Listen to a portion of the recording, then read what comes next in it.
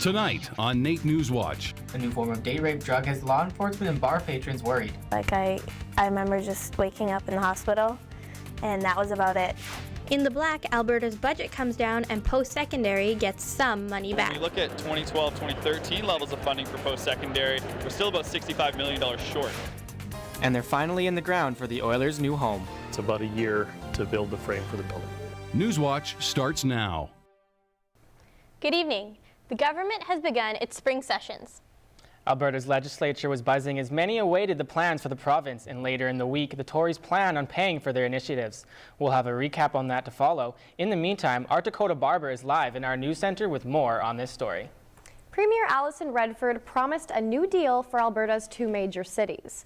Critics felt the speech from the throne left much to the imagination, but it did give Albertans a little direction as to where the government is focusing. Rather than trying to find a one-size-fits-all solution for Alberta's main cities, the government says it recognizes the challenges faced by each uniquely. Well, cautiously optimistic to hear a recommitment to the city charter process and acknowledgement from the government that that's a direct working relationship with Edmonton and Calgary. The renewing of the long-term sustainability agreement was a primary subject, which lends lump sums of money to municipalities for necessities such as filling potholes and building community centers. Funding for Green Trip, the program that grants money to public transit projects, was also renewed. 2 new endowment funds were revealed, one being for agricultural research and the other to help alleviate poverty and family violence. Although the top 3 items mentioned in this speech appear to be a goodie bag of sorts for Albertans, it's not all good news. Premier Alison Redford's poll ratings came in showing that 64% of Albertans disapprove her leadership. The opposition were not shy to share their concern as well. They want politicians who say what they're going to do and then do what they say they're going to do, and unfortunately this premier continues to disappoint. Brian Mason also questions the premier's authenticity. A staged show of support for the premier? Quelle surprise. Thomas Lukazik, however, is unfazed by the negative results of the latest poll. We've seen polls before election. I frankly don't pay a lot of attention to polls, but what matters to me is what I hear at the door from constituents. Also mentioned in the speech was talk of a new pipeline training school as well as a student-based curriculum. Dakota, what exactly is a student-centered curriculum? Essentially, it's a different way of learning where the teacher is there to guide the students as they work in groups rather than the standard instructing method. Thanks, Dakota. That's Dakota Barber reporting live from our news center tonight. The 2014 budget has been released, and post-secondary students may have to work harder for their education. Thursday afternoon, it was announced that there was a drop of almost 12% in student loan funding, while student aid saw a rise of 9%. Dave Hancock, Minister of Advanced Education, says this is because of demand for the funds. Funding is demand-driven. That's a forecast of what the demand will be based on our past experience. So we have to put a number in the budget. We put a number in the budget based on what the demand is, but essentially the criteria for students to apply for loans and the number of students that apply for them are what drives that number. Chair for the Council of Alberta University Students, Connor Brown, is still hoping for more money for post-secondary education. On the surface, looks great, 5% increase from last year, but when we look at 2012-2013 levels of funding for post-secondary, we're still about $65 million short. So we'd like to see a renewed investment in post-secondary here in the province. Finance Minister Horner is convinced this budget is what Albertans need. The Non-Academic Staff Association is looking to provincial government to restore post-secondary funding. 153 NASA members have been laid off, and another 115 have left with severance packages in the past 2 years. We want them to restore the more than $147 million that they cut from the University of Alberta's budget. To pressure the government, over 4,000 postcards signed by Albertans have been sent in. In the long term, cuts like these could possibly lead to the privatization of institutions. And for a province as wealthy as Alberta, that doesn't bode well for students who are already paying high tuition fees. Nothing has been said about other institutions as of right now.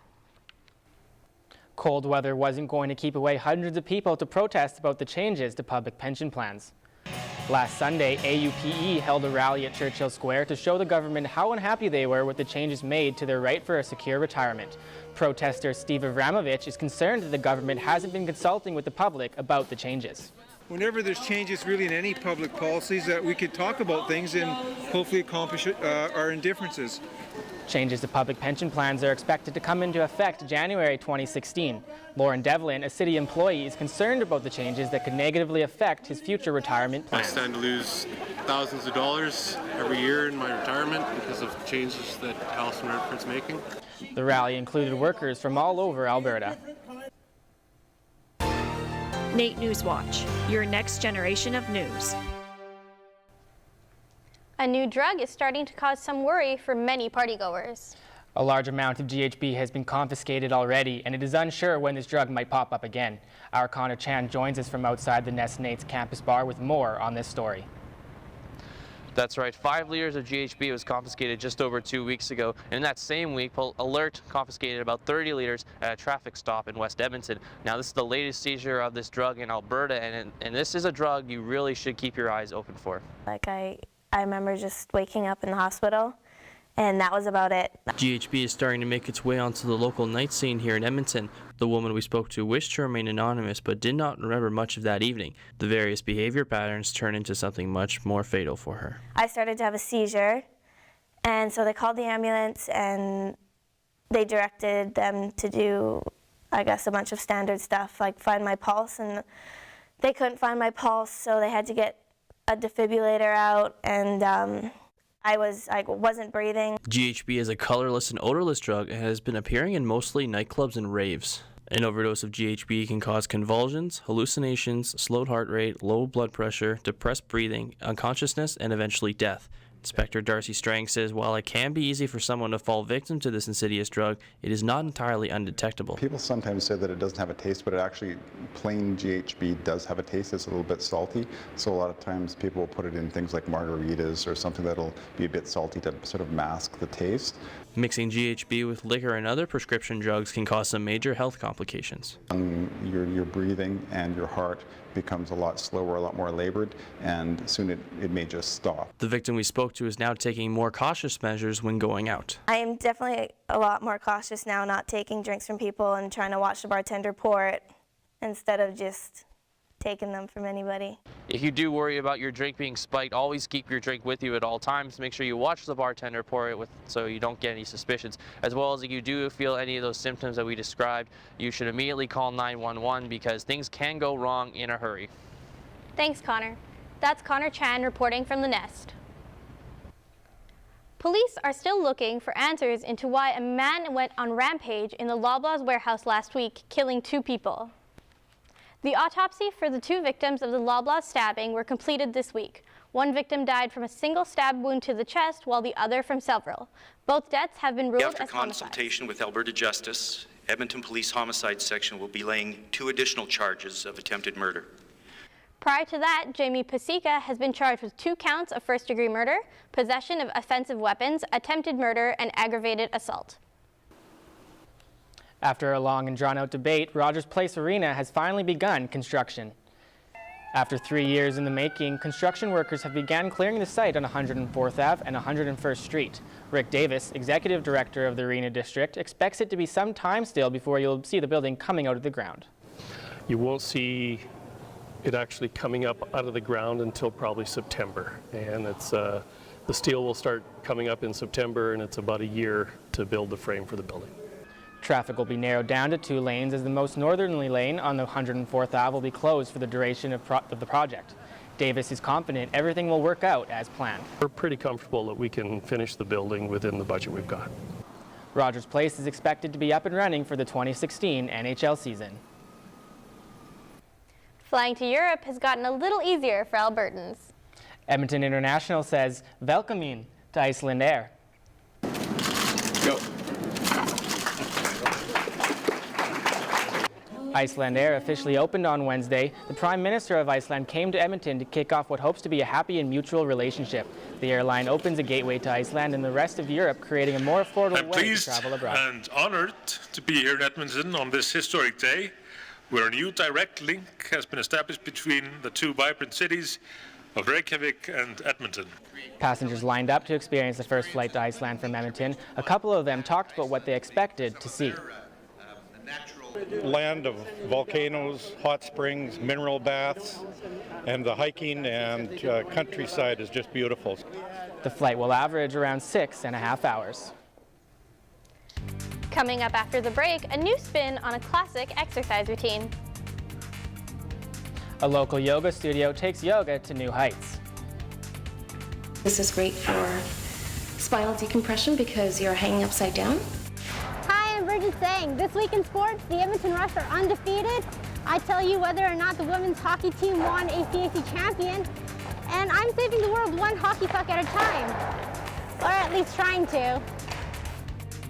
Hi, I'm Mary Charbonneau. After a bitterly cold start to the month, the warm weather is starting to creep back into the province, so it's definitely Canadian shorts weather. The warming trend should stick around for the central and southern regions, but up north, it's going to stay around the seasonal norm. All that and more coming up in weather.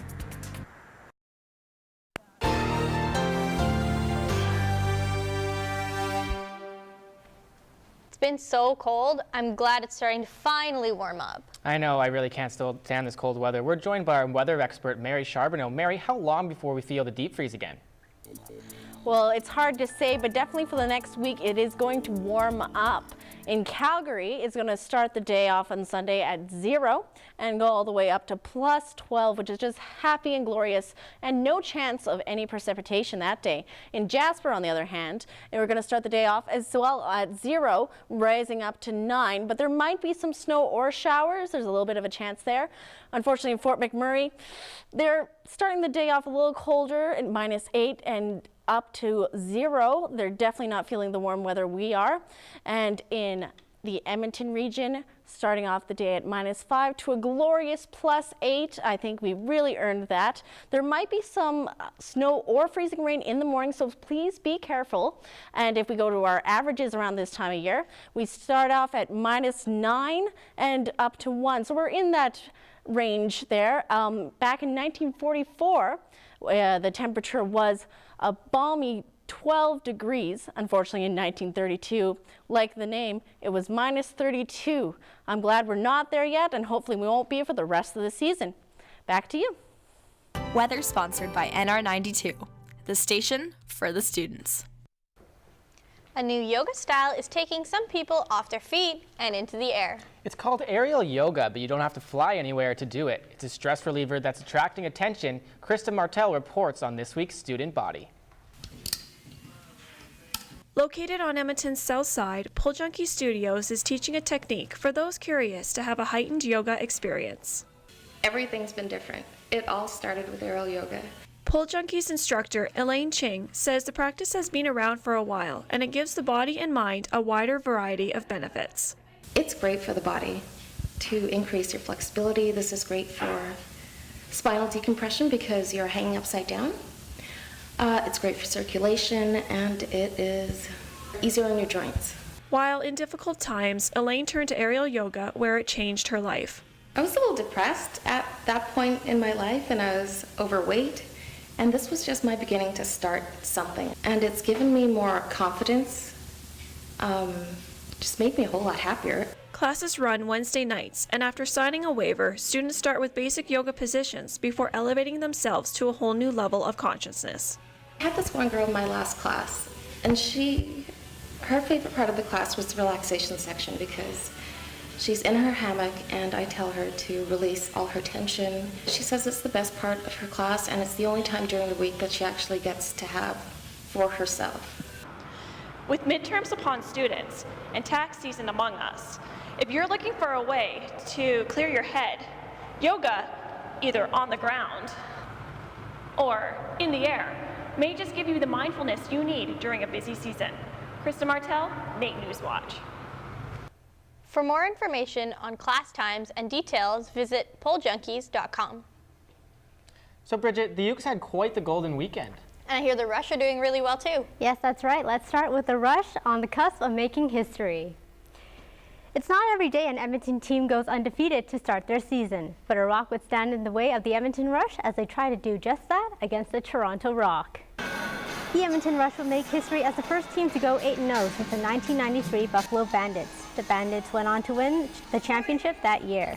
The game started off with Rush captain Chris Corbeil landing some hard hits. Mark Matthews didn't want to miss out on the fun either. He scores 2 on the night. Grandma likes that.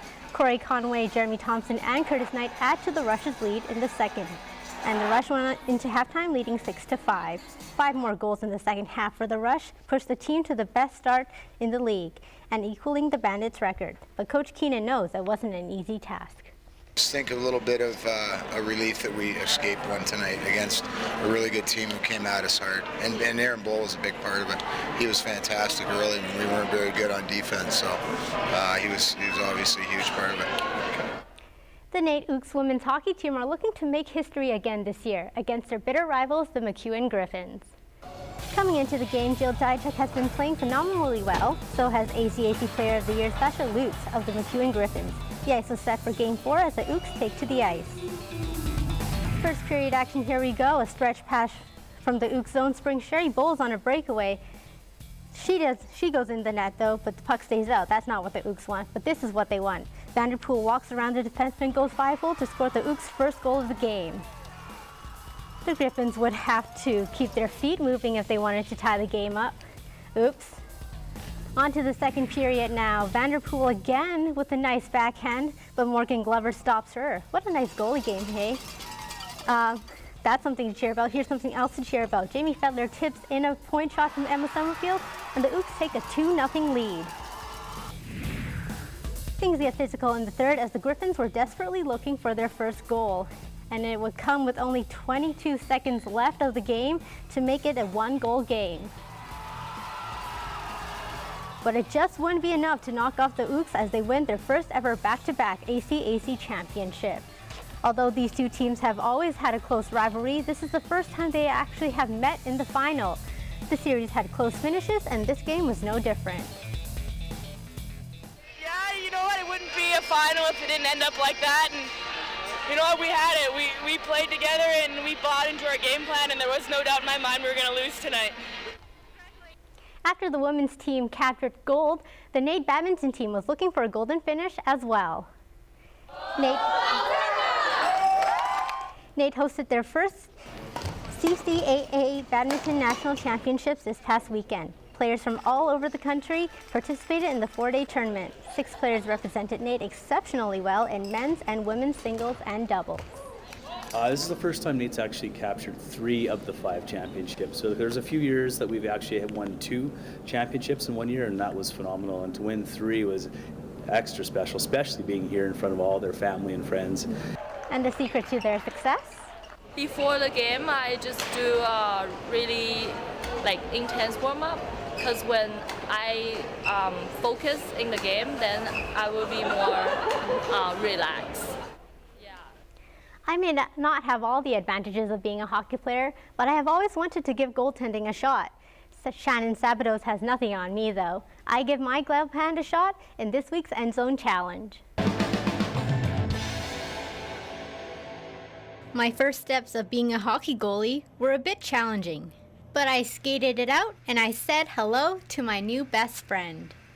The goalie stick was ready, I stood in position, and I was ready to take my first shot on net.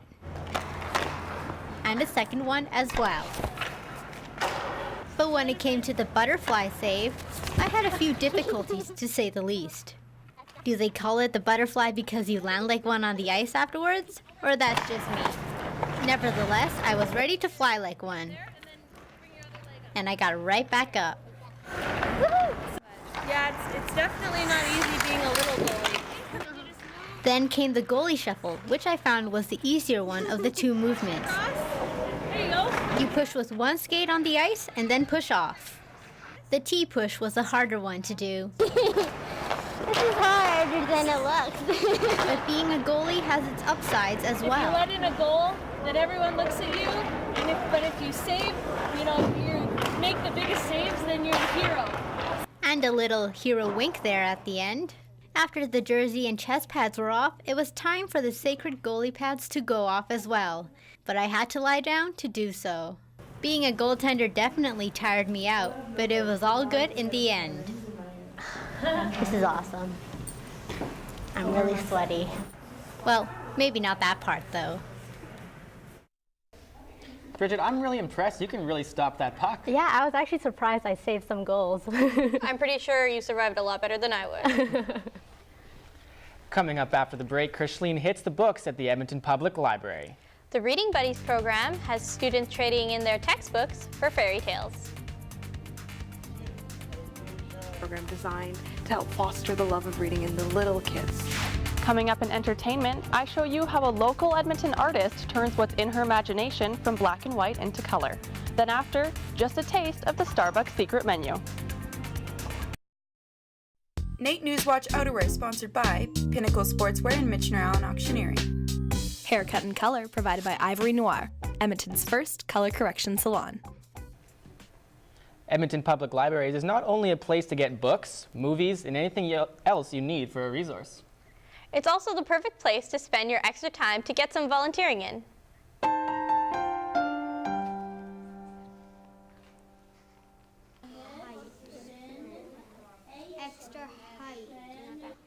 Reading Buddies is one of the volunteer programs offered by EPL. Designed to help foster the love of reading in the little kids. So we pair a group of little kids, about grade 2 to 4, with teens aged about 13 to 17, and they read to the teens, and the teens encourage them. EPL is always looking for volunteers for any of their programs. Even if you can't make time, you can always donate gently used books. For more information, go to epl.ca. An artist goes from comic books to the bigger picture at the Alberta Art Gallery. And we find out how far coffee addicts will go to get the recipe they want. Tamara Canoe has that in entertainment.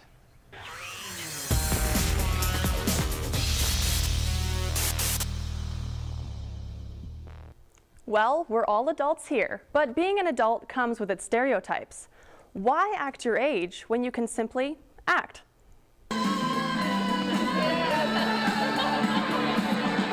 Will is a student at Foot Theatre's adult acting classes. She has a background in high school drama, but like many others, when she was finished school, it just seemed like extracurricular was no longer an option. I just really missed it, and so I learned about some adult acting classes here, and I decided to give it a try. You know, once you catch the bug, it's hard to get rid of it, and so it's just sort of been like really freeing for me to get back into it, and I just love it again, and it's like I never stopped. Dedicating time to yourself can be challenging, especially as an adult. But with age comes wisdom. Why not try something that could benefit you? April is in her 3rd year teaching at the Citadel. And when it comes to her grown-up students, she doesn't want them to act their age. We play and play and play in this class. It's just a really fun bunch. Like, we have a lot of fun together. These people genuinely like each other. They genuinely want to be here. And, you know, that's a pretty great thing to come and do once a week. Getting back to something you love or starting anew. It doesn't matter when you're in a safe learning environment. It just boosts their confidence.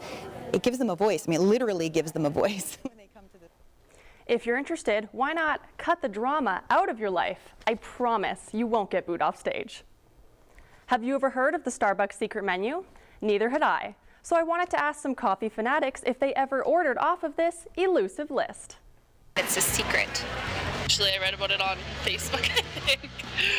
Because they don't actually exist. The secret menu doesn't actually exist. It's all about just things people have come up with that have become really popular. So, made by the fans for the fans, the Starbucks secret menu has nothing to do with the brand itself. Fans and baristas started coming up with their own concoctions, but the concept is still confusing to some. I think it's kind of bizarre because obviously if the drinks are available, then I don't know why they wouldn't be on the menu. If you're interested in trying out a drink, just ask. Most locations will be happy to help, but word to the wise, the addition of fun ingredients comes you at a wanted price. all this extra stuff, so I had to charge you for all this extra stuff. My personal favorite is the Harry Potter featured drink, Butterbeer. Do you like comics? This AGA exhibit may be the thing for you. Comic illustrator turned artist, a great combination that may change how you see the writing on the wall. Jill Stanton is a local Edmonton artist whose Erie mural is now featured at the Art Gallery of Alberta. The artwork in Manning Hall is changed once or twice a year and only available to artists in Alberta. I'm interested in these sort of dream-like or hallucinatory landscapes, and so it's fun to kind of let the viewer just come completely inside of these, weird landscapes. So that's been kind of fun. Admission is free into the exhibit, but why not wander around to see what you might find? Are you a woman always on the go? Or like myself, do you require a fire to be lit under your bottom to get things going? Either way, you'll fit into Edmonton's second annual Skirts of Fire Festival. Dedicated towards involving more women in the arts, Skirts of Fire is open to anyone to come and enjoy dancing, music, theater, and more. Chris is helping set up the event, but for him, it's more than just a job. We're just trying to make it a big thing, so everyone's just really trying to do a lot with a little, which I really appreciate.